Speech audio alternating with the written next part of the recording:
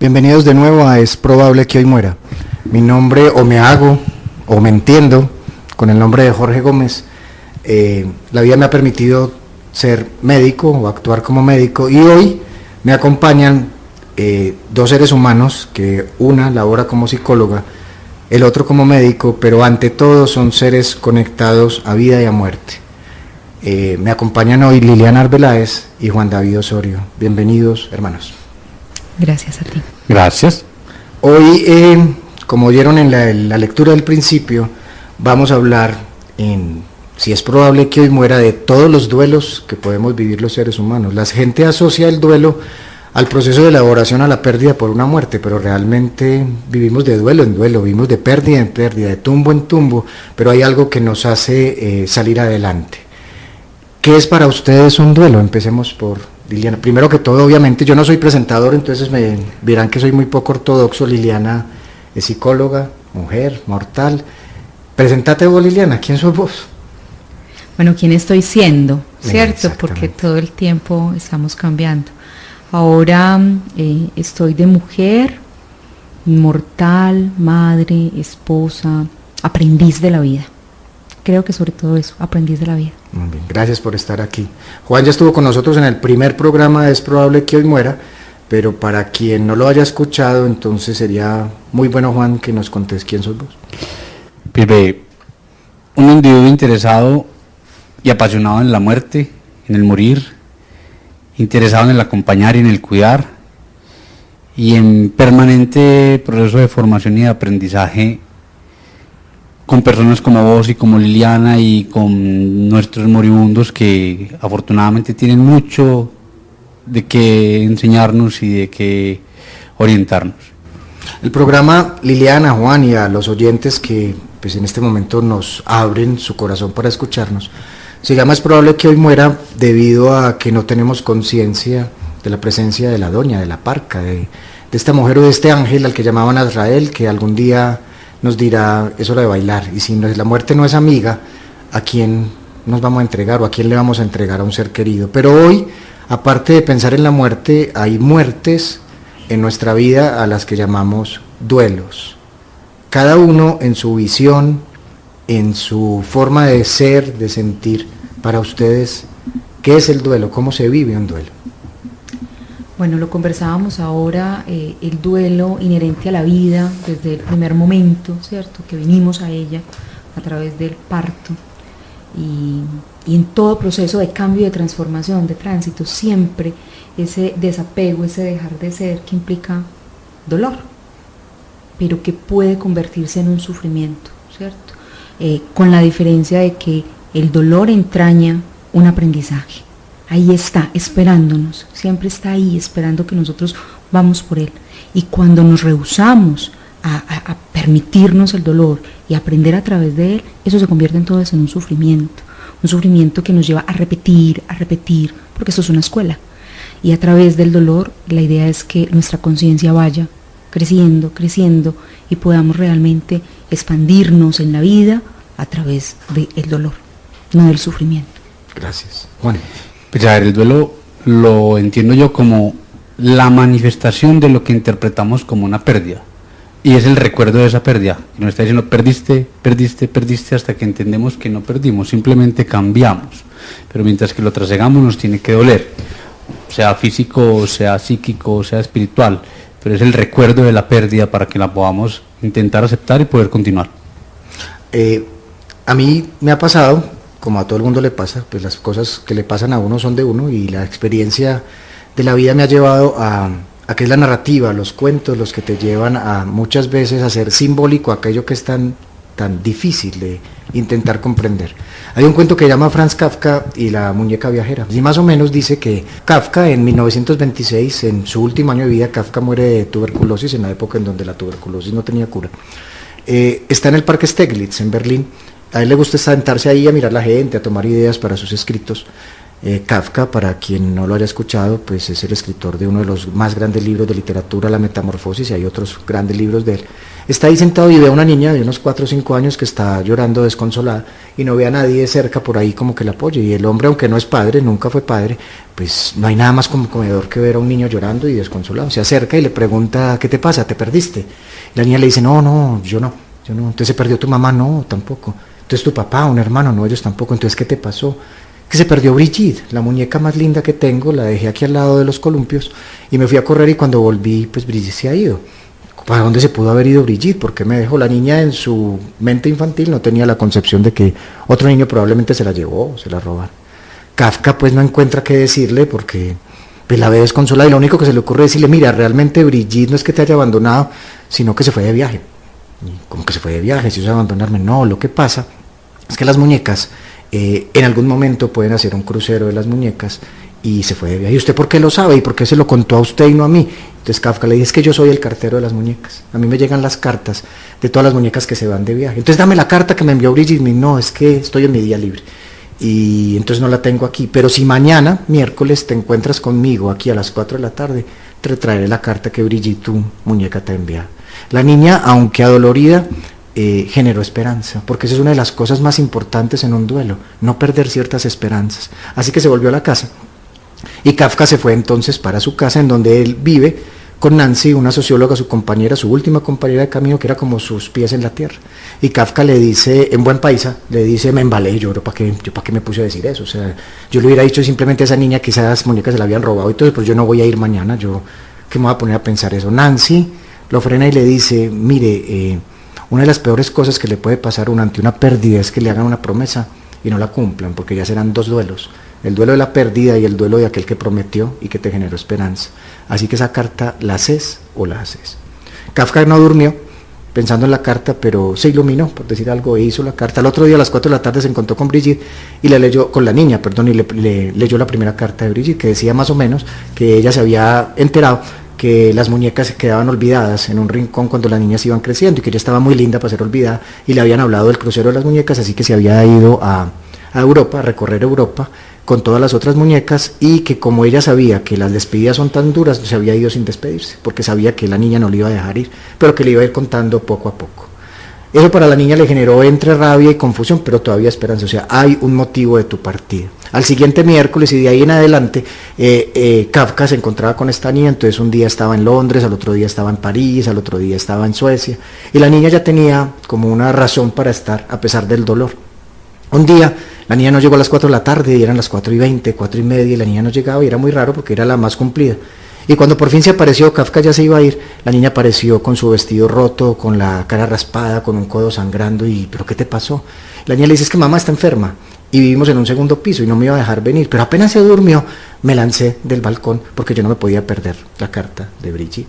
Kafka dijo, ¿y qué estoy haciendo? ¿Qué estoy haciendo? Porque llega un momento en que ya no sé qué hacer. Fue y le contó la historia a su compañera Nancy, y Nancy le dijo, llega un momento en que la ayuda tiene que tener un término, porque si no les ayudas a que se ayuden, te vas a convertir en un bastón. Así que llegó la hora de dejar de ayudarle. A Kafka ya le dio un profundo dolor porque, a diferencia del primero que no quería ayudar, ahora se había apegado, encariñado a la niña, pero entendió el mensaje, que la niña no estaba saliendo adelante en su duelo.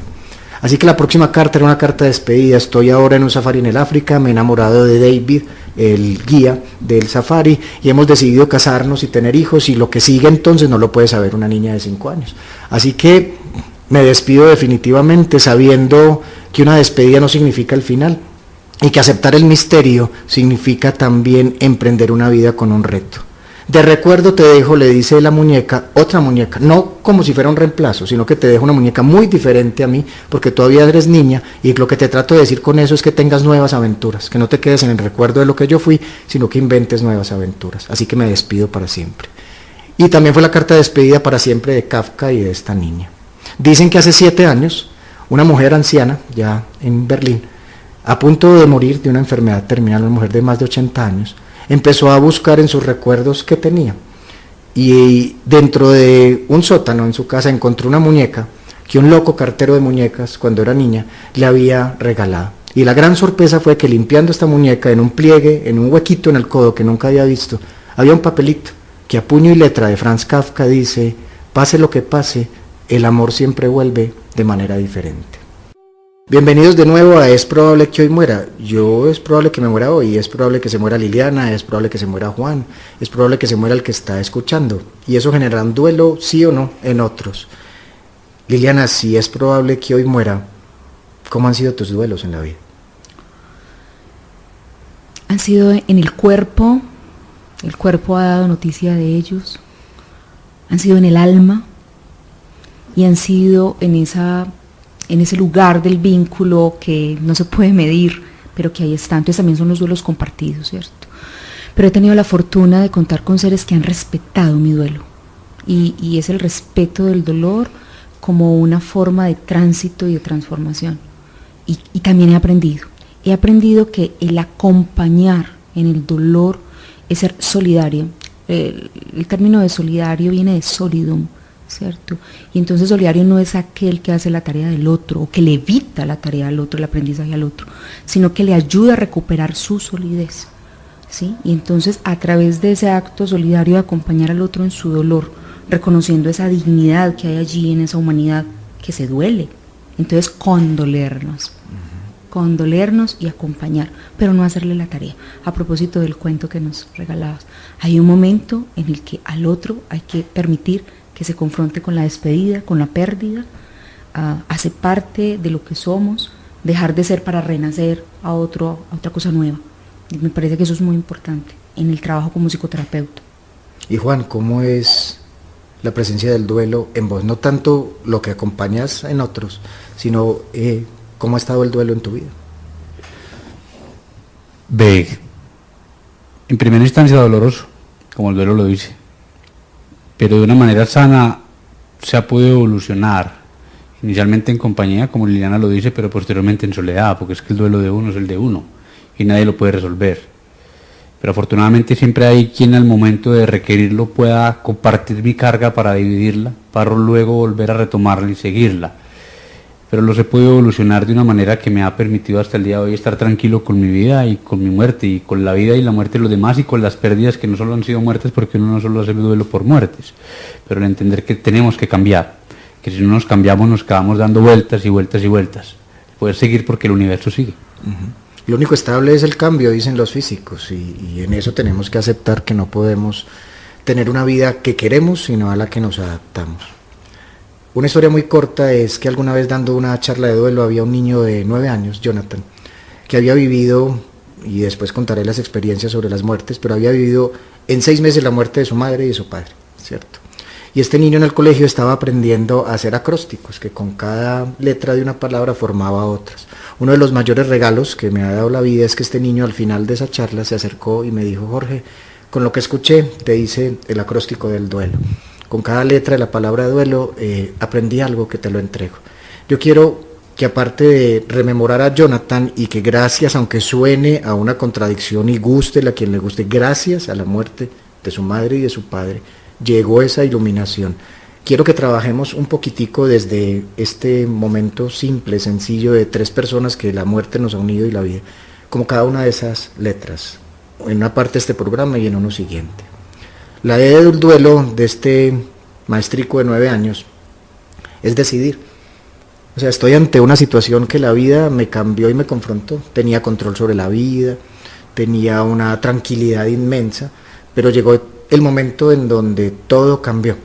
La importancia de la decisión, la importancia de saber cambiar el rumbo en su día a día, humano y profesional. Cómo influye la capacidad de decidir, y vamos a meternos en un tema que a mí me parece básico, cómo influye también en una sociedad polarizada por el pensamiento exageradamente positivo para impedir decisiones del alma. Liliana. Bueno, tenemos guiones establecidos por una academia, por un sistema. En el tema de la psicología siempre se nos dice que hay unos protocolos. Pienso que estar ahí y poder decidir, reconciliarse con el albedrío, con esa capacidad de cada instante puedes decidir algo diferente, y dejar que emerja, eso que emerge, y poderlo retomar, más allá de cualquier protocolo, la decisión permanente de contactarse con el ser y permitir que el otro también lo haga, ¿sí? Y acoger eso que va emergiendo. La vida está en movimiento constante, lo decías ahora. Entonces, cada vez que ya tenemos la respuesta, se nos cambian las preguntas y poder realmente fluir con ello. Es muy difícil para los profesionales que estamos adoctrinados por ese pensamiento positivista, pues yo pienso que ahí está el reto, reconciliarnos con el albedrío, como esa libertad de poner en cada espacio donde estamos, más allá de los títulos que tengamos, y ser el que decide, el gran regalo que se nos dio, el albedrío, decidir. Juan, para vos entonces, ¿qué es esa capacidad de decidir? Tomar la autonomía, recordar que soy yo y que cada quien es único, que cada quien tiene un tiempo para todo y se tardará el tiempo que requiera. No tomar los protocolos como Liliana decía, es que un duelo dura 6 meses, o dura 1 año, dura 3 años, no. Si necesito echarme 20 años de duelo, me echo 20 años de duelo. Decidir que si requiero llorar, tengo que llorar. Decidir que tengo que parar en un punto de mi vida para ponerme a pensar, tengo que parar. Decidir que no le voy a poner cuidado a lo que piensen los demás, voy a ponerme cuidado a lo que piense yo. Y a empezarme a cuidar para vivir mi duelo. Y eso me va a lograr poder vivir mi vida. Me parece fundamental que hagamos como una síntesis de esto, porque es que eso resume realmente lo que es un duelo, es personal, intransferible.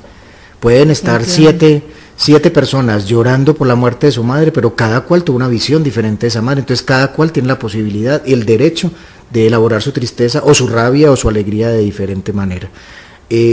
Una de las mejores definiciones que he leído yo sobre el duelo la hizo una mujer, tiene que ser una mujer en su sensibilidad, Elizabeth Lucas, como que después de Víctor Frank, el creador de la logoterapia, eso y dice que el duelo es la conciencia espiritual del amor. O sea, se cambia la conciencia intelectual de por qué te amo a un te amo sin un por qué. O sea que aprender a estar en duelo no es aprender a estar sin el otro o sin lo otro, sino aprender a estar conmigo. Y para eso lo que decía Juan, o sea, darme tiempos, darme espacios. ¿Cuánto dura un duelo? Pues toda la vida. Si la pérdida, especialmente de la muerte, va a ser para toda la vida. Lo que no debe durar es el sufrimiento, la angustia.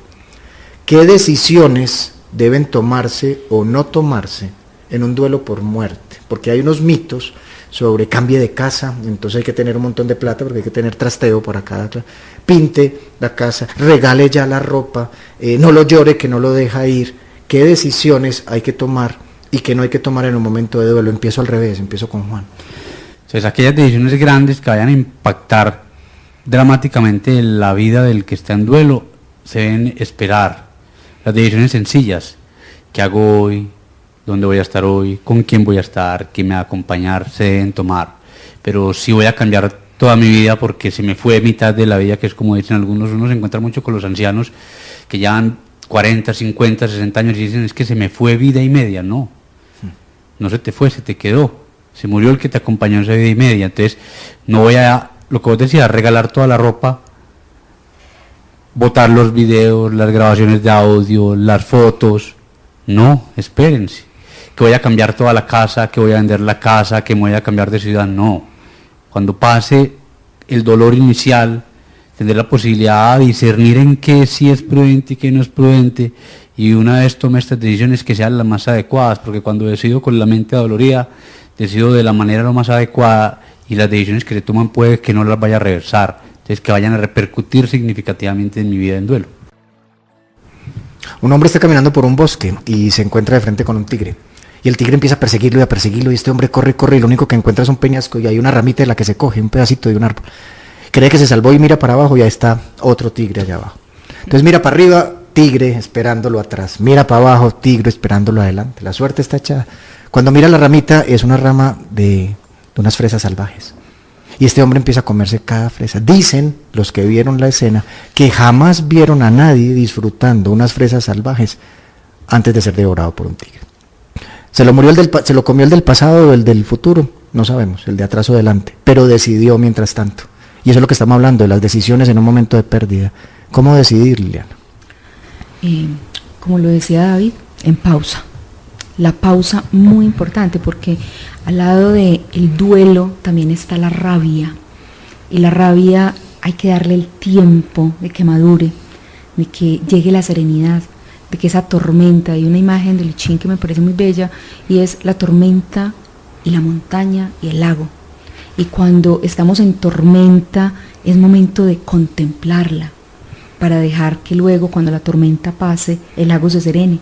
Y cuando el lago se serena, entonces podemos ver lo que quedó en el fondo, ¿cierto? Y justo en ese momento es donde podemos decidir qué hacer con aquello que quedó en el fondo. Lo sacamos, no lo sacamos, lo dejamos ahí, y poder permitirnos en esa pausa mirar desde otro lugar para decir, porque es que ya no somos el mismo. Cuando hemos perdido, cuando estamos en duelo, todos los días estamos en ese proceso de estar integrando eso que hemos aparentemente perdido.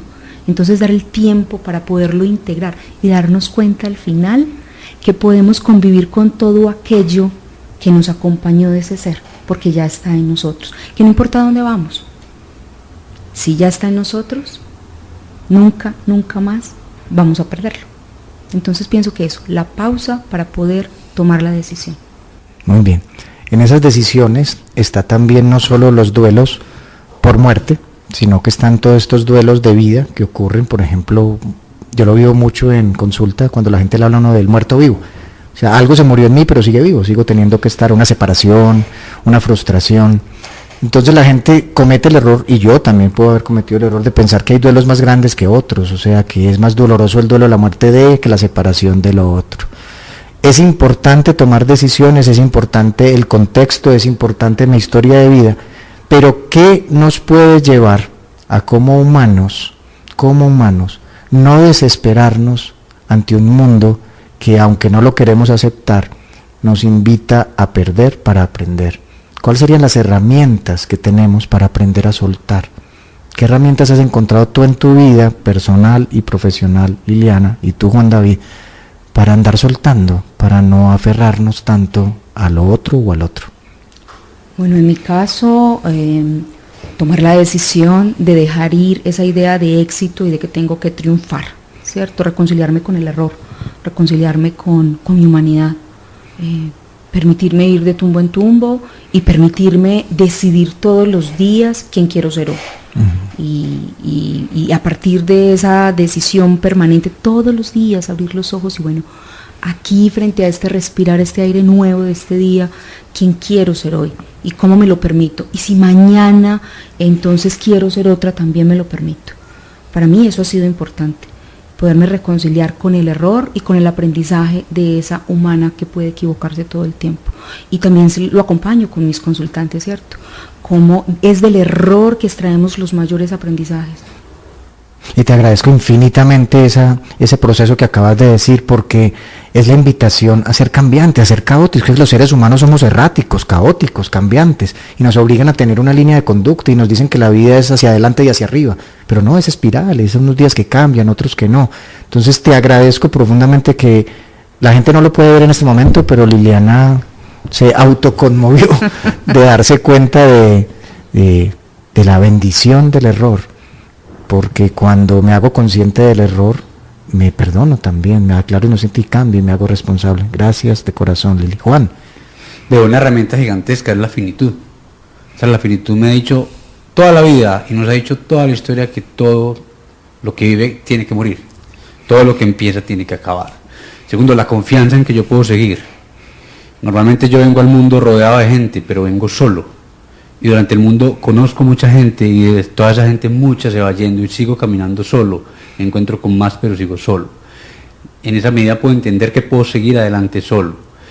Recordar que es que el que está al lado mío está no para mí, está para aprender de él, para disfrutar de él, pero para recordarme que yo debo disfrutar mi vida con él y que tarde o temprano se va a ir para que siga disfrutando mi vida con lo que soy, pero con lo que ese otro me dio para cambiar mi vida y tener mi nueva vida y seguir. La posibilidad del amor, el amor incondicional, que está ligado al querer aprisionar, pero que en algún momento tengo que soltar y dejar partir, y que ese amor también va ligado a la tristeza, al llanto, a la frustración. Cuando yo me amo, entiendo que soy un ser sensible y un ser que no siempre tiene que estar sonriente, como toda hora nos dice nuestra sociedad actual, con ese positivismo que todo es bonito. No, las cosas no tienen que ser ni bonitas, ni alegres, ni todo arcoíris. La vida es un montón de cosas, un montón de sentires, pero si yo me amo y me amo en esa vida, entiendo que me tienen que doler, que tengo que partir, que tienen que partir y que todo va a terminar. Yo, independiente de que estemos hablando para otros, tengo ya que parar a decirles gracias, porque En mi labor diaria de estar acompañando en los duelos y todo eso, a veces es difícil encontrar gente con la que uno resuena, porque o el otro está en un dolor tan profundo que ese dolor no lo deja ver más allá de su corazón, o a veces encuentra uno que tanto protocolo, como decía Liliana, tanta cosa nos impide a los que que somos profesionales abrir nuestro corazón. Entonces yo, antes de seguir con todo esto de es probable que hoy muera, les agradezco y agradezco la vida de estar vivo para que estén ustedes dos acá y que le estén dando esta información a toda esta gente que esté allí. Este programa, Juan y Liliana, se llama Es probable que hoy muera, porque la idea es sacar a la muerte del ataúd y ponerla en nuestra vida. Y en nuestra vida hay muchos duelos. Si fuera probable que hoy murieras, y si fueras consciente de eso, ¿cómo harías? No es que si fuera probable, sí lo es, pero si fuera una certeza ya, Liliana, ¿cómo harías para no tener miedo ante una sociedad que te invita, como decía Juan, al tener? ¿Qué decisiones hay que tener? Porque a vos te dicen tenga carro, tenga casa, tenga familia, hasta que la enfermedad, el duelo, la muerte te dice tenga humildad, tenga silencio. ¿Qué harías hoy, no solo para vos, Liliana, sino te está oyendo mucha gente, y aquí en la emisora Casa del Alma hay gente en Europa, en Colombia, en todas partes oyendo? ¿Cómo le darías desde tu corazón una información para que aquellos que todavía no se han dado cuenta que es probable que hoy muera, se reconcilien con sus muertes y con sus duelos? Se me viene al corazón el soltar, pero soltar para poder reconocer que lo que finalmente queda es eso que soy, que no puedo nombrar. Poder tomar conciencia de eso que está siendo, inclusive en ese momento de morir. Poder reconciliarme con ese amor, el que Juan David nos hablaba, ese amor conmigo misma. Recordar que este corazón, tú lo decías, este corazón, la primera vez que latió para sí mismo, y la última vez que lo haga, también lo va a hacer. Reconciliarme con mi soledad, en este punto cardinal de la existencia, y poder entender que lo que realmente tengo es todo aquello que puedo dejar, ese amor transgeneracional del que siempre estoy hablando con mis estudiantes, con mis consultantes en la vida, con mi hijo, con mi esposo, con mi madre.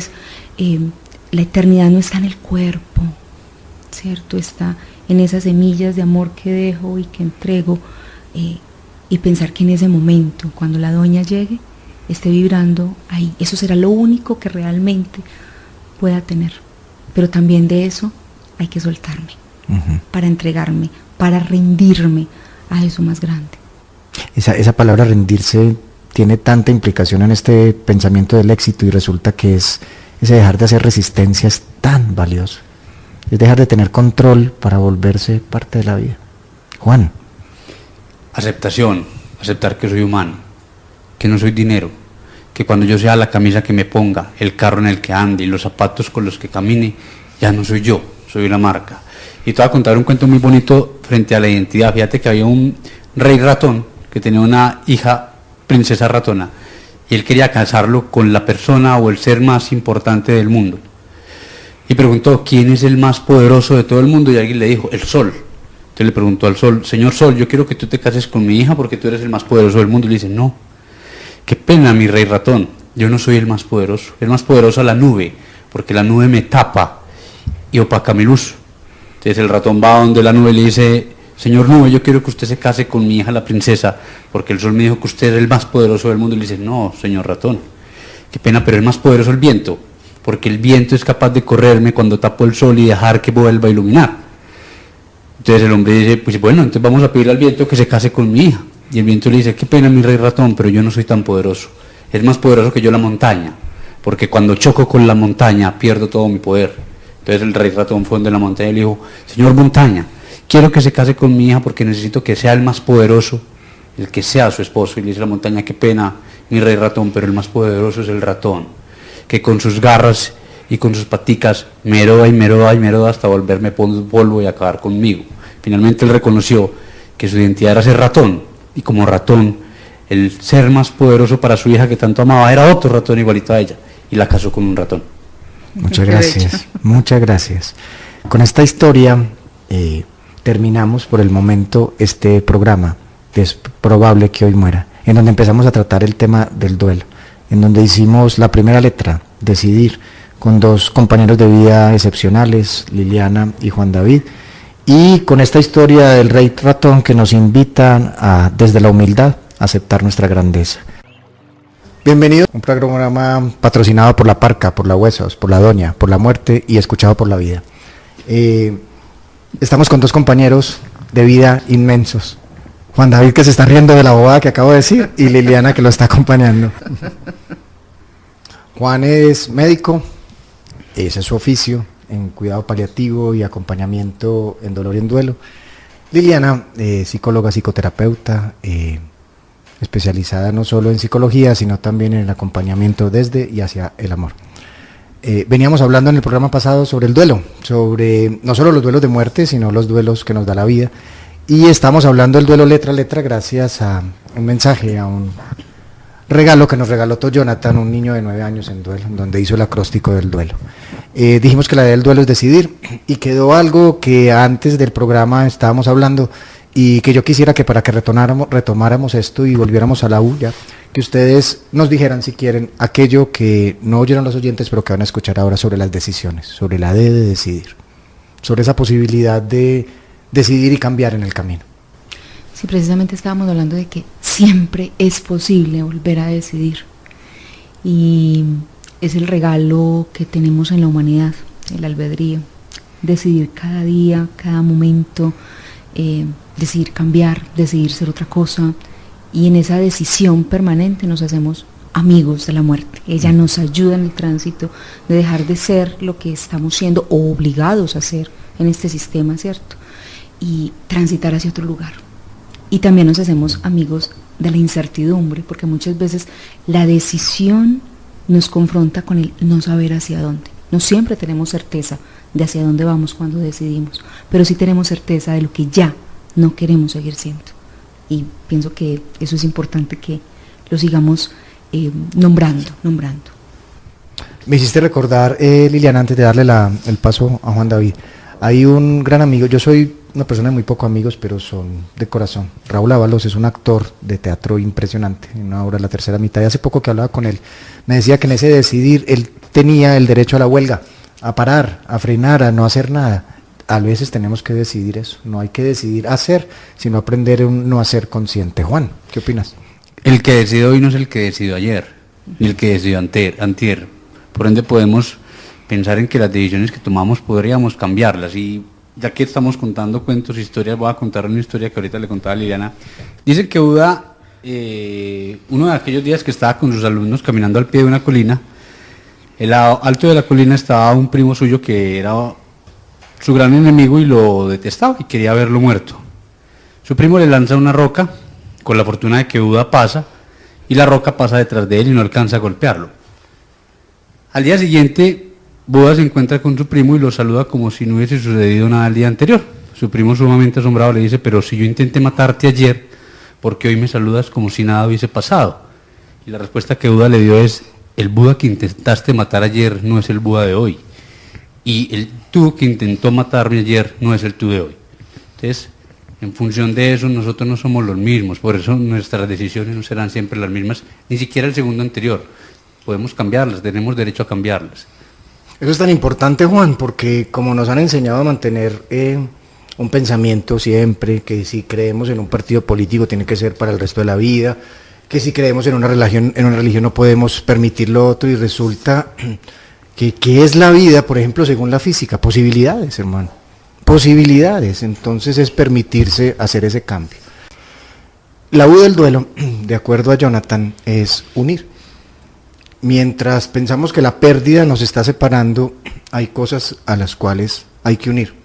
Como a Juan, a Liliana, a mí nos gustan los cuentos. Hay un cuento muy corto de Paulo Coelho que llama El momento presente. Hay un hombre que se encuentra con un monje muy sabio, y lo encuentra riéndose mucho, sonriéndose mucho. ¿Pero qué le pasó, monje? ¿Qué se está riendo? Y el tipo le dice: es que encontré el significado de los bananos. No lo entiendo, ¿y qué tienen que ver los bananos con la vida y con el significado de la vida? Y le dice: mire, saca una bolsa, primero un banano que ya está podrido. Le dice: mira, este es el pasado, no te lo comiste a tiempo, no me diste tiempo y se fue, se lo llevó el tiempo. Le saca un banano verde y le dice, y este es el futuro, no puedes comértelo todavía, tienes que aprender a esperar. Y le saca un banano fresco, jugoso, lo parte y lo comparte, y le dice, y este es el presente, si no es para compartir, nunca, nunca será celebrado, honrado y agradecido. Y eso es lo que yo quiero decirles desde mi visión, desde el unir en el duelo, no es que me separé de alguien y todo eso, es unir nuestro pasado, nuestro presente y nuestro futuro. La conciencia, a mi forma de ver y sentir, está en el pasado, porque yo solo soy consciente de aquello que pasó, yo no soy consciente ni de lo que está pasando ni de lo que va a pasar, sino que me hago testigo de esto. Así que el unirse con el pasado es desde un perdón basado en la inocencia, en donde estoy en paz con lo que pasó. Me uno al presente desde la gratitud, porque como su nombre lo dice, es un presente, agradezco lo bueno y lo malo, y me uno al futuro desde la confianza, independiente del dolor que tenga, confío, no en que venga un mundo mejor, sino que puedo construir un mundo mejor. Esa es mi visión de la unión, de qué debe unir uno cuando está en duelo. Mis compañeros Liliana y Juan están aquí para también darnos su visión desde lo humano, desde lo científico y desde la divinidad que los habita. Juan David, ¿qué hay que unir en un proceso de duelo? El duelo no nos separa del otro, nos une a la realidad del otro. Nos quita el muerto, porque el otro murió, pero nos da todo lo que el otro tuvo y nos lo recuerda, segundo tras segundo. El otro fue esto, el otro hizo aquello, el otro pensó aquello, el otro sintió aquello, y yo pienso, siento, creo, y estoy con el otro. El duelo me une a mi dolor, me duele a mi comprensión, a mi interior, a ver hacia adentro, a ver quién soy, a encontrarme conmigo mismo, a encontrarme con mi naturaleza, con mi espiritualidad, con mi sentir, para vivir como uno solo, hasta que obviamente pase del sufrimiento del duelo y pueda seguir la vida como lo hablábamos en las conversaciones anteriores. Es unirme a todo lo que me conforma, a todo y a todos los que hacen parte de mí. Liliana. Unir, y entonces viene a mí la imagen de la gota de agua que tiene una membrana que está hecha de lo mismo, pero la gota que viene del mar y que siendo creada de lo mismo que es el mar, no es el mar, pero cuando se funde en el mar vuelve a ser mar. Y entonces unir para mí es perder a través del dolor esa ilusión que el ego nos construye, nos va dando en una realidad que me lleva a pensar que estoy separada del otro. El dolor a mí me ha reconciliado con la totalidad, el sentirme parte de, siendo la gota de agua y viniendo de la misma esencia del agua que hay en el mar, no soy el mar. Entonces también es unirme a través del dolor con eso más grande, me permite reconciliarme con la humildad. Unirme en la pequeñez, siendo parte de, sin ser la totalidad. Para mí eso es unirme. Y unirme con ese otro que ya no está en el cuerpo, su cuerpo ha muerto, o su cuerpo está en transformación, ¿cierto? Porque también el proceso de descomposición del cuerpo es volver a la madre tierra y servirle allí y transformarse y unirse a la tierra. Pero es unirme con ese recuerdo, recordar, volver a pasar por el corazón, por el cordio, muchas veces. Entonces unir es ir integrando a ese otro que también es otro yo. Hay un amigo chamán que dice que el otro soy yo en otro cuero. Incluso en esto que estás diciendo de unir, me hiciste unir al recuerdo de un gran personaje, uno de estos locos extraños que existe en este mundo, Andrés Moreno Osorio, que tiene una estructura de pensamiento hacia la desilusión del amor. Dice que nos dieron una ilusión de lo que es el amor de pareja, el amor de Dios, el amor de la vida, que nos hizo poner un velo sobre lo que realmente es el amor. Así que necesitamos desilusionarnos para encontrar el amor, unirnos con nuestro ser, separándonos de esta ilusión terrible de un amor que tiene precio. Estamos hablando del duelo. Cada letra del duelo nos trae una enseñanza: D de decidir, U de unir, y pasamos a la E, que es entender o aceptar. Aceptar una situación no significa estar de acuerdo con ella. Para ustedes, ¿cuál es la dimensión, que es una dimensión inmensa, de la aceptación? Liliana, empecemos por ti. Es inmensa, pero para mí se ha resumido en una palabra corta: sí. Es. La aceptación es la reconciliación con el asentir a la vida como es, asentirme a mí como soy, aquí y ahora, sabiendo que tengo 1000 posibilidades hacia adelante de ser otra cosa. Pero eso que ya fue, no se puede cambiar. Entonces es de reconciliarme con esa palabra tan corta, sí. Muy bien, Juan. Aceptar es entender lo que soy, humano, sensible, finito, que todos los que están a mi alrededor son semejantes a mí, en ese tipo de condiciones, que todos ellos terminarán en algún momento, que yo ya también terminaré, que tengo limitaciones, limitaciones en el pensar, limitaciones en el entender, limitaciones en el manejar un montón de situaciones que se nos salen de nuestro alcance. Aceptar que la muerte no es nuestro enemigo, es nuestra compañera. Aceptar que el que muere no se va, queda de una forma diferente. Aceptar que cuando muera no miré, pero que hoy, en función del presente, como Liliana lo decía, puedo darle a otro las herramientas para que también acepte cuando yo no esté. Ahí es muy importante, hilando lo que estás diciendo, Juan, porque una cosa es la aceptación de mi proceso y otro es cuando debo aceptar el proceso de otro, no estando de acuerdo. ¿Cuántos quieren, por ejemplo, morir y hay uno que no? O sea, ahí viene lo de la empatía. Y la empatía puede unirse o hilarse, o desde la compasión, en donde yo estoy con el otro ayudando a que se ayude, o desde la lástima, en donde le ayudo en todo y no lo dejo ser. Por eso recuerdo esto que es Historias de Vida y Muerte. También recuerdo a un gran personaje, a Juan Fernando Velázquez, que vos lo conoces, otro médico de cuidados paliativos. Alguna vez me contaba que a su consulta fue un paciente que él había conocido en su año rural, el año social obligatorio aquí en Colombia, un hombre campesino, y le empezó a hablar a Juan y que se había dedicado, y Juan Fernando empezó a explicarle todo lo que hacía, y Juan es un tipo apasionado y empezó a decirle todo eso. Y el paciente le dice: doctor, ¿cierto que usted consiguió carro? Y le dice: sí. Vea, doctor, yo no he vendido el burro, yo todavía ando en burro, yo entiendo en burro, doctor, no es que sea bruto, pero yo entiendo en burro, hágame el favor, así que hágame el favor de bajarse del carro, se monta en burro y me habla en burro, hábleme a mi ritmo. Aceptar a mi forma de ver también viene en eso, o sea, el otro tiene otro ritmo, y yo, por más bien intencionado que sea, no puedo invadir el ritmo del otro.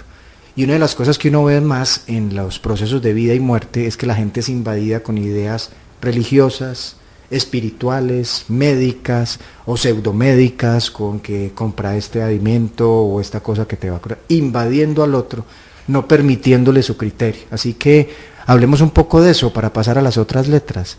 ¿Cuánto de aceptar la diferencia es parte de aceptar la muerte? Sí, yo pienso que en este momento la humanidad nos lleva a reconciliarnos con la multidiversidad, por un lado, por el lado del alma, pero por el lado de la razón, precisamente lo que queremos es anular la diversidad, poder reconciliarnos con la diferencia y aceptar la diferencia del otro, que es tan difícil.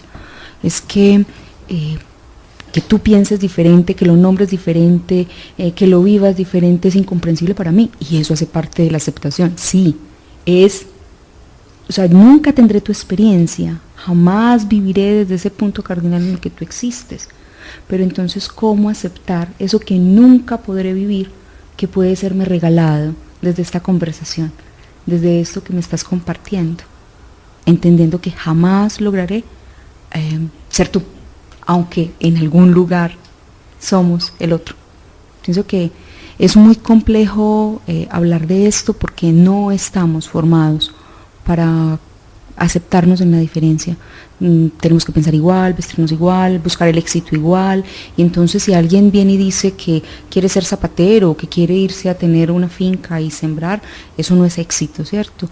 O si nos encontramos a alguien que es feliz en la playa, viviendo, pescando, eso no es el éxito está entonces en el lugar donde todos pensamos que seremos felices, con el carro, con la casa, con la beca, con el matrimonio. Hoy, por ejemplo, el tema de las mujeres, hay mujeres que no quieren vivir el trayecto que la sociedad les dice de ser madres, esposas, y entonces en consulta muchas veces llegan estas mujeres diciéndome: y yo tengo esta experiencia de ser mujer siendo diferente. Entonces, la mujer no existe, el hombre no existe, existen tantos seres humanos como habitamos en el planeta. Y eso es importante comenzar a aceptarlo, reconciliarnos. Nos lleva, eso sí, a la experiencia de la soledad, porque cuando yo sé que soy diferente a ti, y que por más que intente expresar esta diferencia, nunca podrás aprenderla completamente, me deja nuevamente en mi soledad. Como es probable que hoy muera, resulta que la muerte es lo único que iguala, que se muere cuando la muerte no tiene género, la muerte no tiene raza, la muerte no tiene color, pero en vida hay diferencias que tenemos que aprender a abrazar. Juan. Pero aceptar esas diferencias me permite entender la individualidad mía, la individualidad del otro y de todos los otros, y lo que vos decías ahorita, Jorge, no entrar en el mundo del otro vulnerándolo e imponiendo lo que yo quiero, mis deseos, mis necesidades, mis frustraciones, mis temores, no, reconocer esa diferencia y que cuando me toque a mí los otros reconozcan mi diferencia y me acepten como soy, me entiendan como soy, me cuiden como soy y me quieran como soy. Edgar Morin, uno de los grandes pensadores que tiene este mundo, dice que los seres humanos somos como archipiélagos, un pedazo de tierra y otro pedazo separado por el mar, y estamos separados por lo que nos une. Realmente no hay diferencias, las vemos por la razón. D del duelo, decidir, U, unir, E, entender. La L del duelo es liberar. Para eso, para liberar, para el soltar que es tan importante, les tengo que hablar, por ejemplo, de don Antonio. Don Antonio es un viejo, un anciano que vive en una vereda de acá, Antioquia, Colombia. Les estamos hablando desde Antioquia, Colombia. En Envigado, una vereda que se llama La Miel, Juan. Me imagino que ha ido varias veces a atender gente por allá. Había que subir mucho para llegar allá. Desde allá se veía todo el Valle de la Burra. Don Antonio vivía con su esposa, doña Ofelia, y nunca habían tenido hijos, pero tenían cabras, perros, gatos. Un día, en un momento muy final de su vida, que estábamos ahí viendo un anochecer, Antonio me dice: ay, doctor, aquí la gente se come la C. Ay, doctor, si para mí está siendo difícil despedirme, soltarme de este rancho y de esta vieja, ¿cómo será para ustedes esos doctores de allá abajo que tienen que despedirse de 3 ranchos, de 4 viejas, de 6 carros? Es que mientras más tengas es más difícil. Ahí viene la esencia del liberar, que hay que soltar para poder estar en paz con la muerte y con la vida. Juan, empecemos por Juan. Todo nos pertenece y nada nos pertenece. Cuando reconocemos eso, entendemos que al momento de morir debemos soltarnos, dejarnos llevar, dejarnos ir, soltar al que se va a ir, soltar al que está muriendo, soltar al que no quiere vivir, como hablaba contigo Liliana ahora respecto al suicidio o incluso respecto a la eutanasia. O sea, si no quiero estar, no estoy en la condición, en la situación, en la posibilidad de estar, debo de liberarlos. Así como debo liberarme de un montón de apego respecto a las novias, a la esposa, a los hijos, a los carros, como decía Juan Antonio, a las casas. Es que poseer no es malo no soltar cuando debemos soltar. Es ser poseído por las cosas. Ajá. Claro. Exactamente.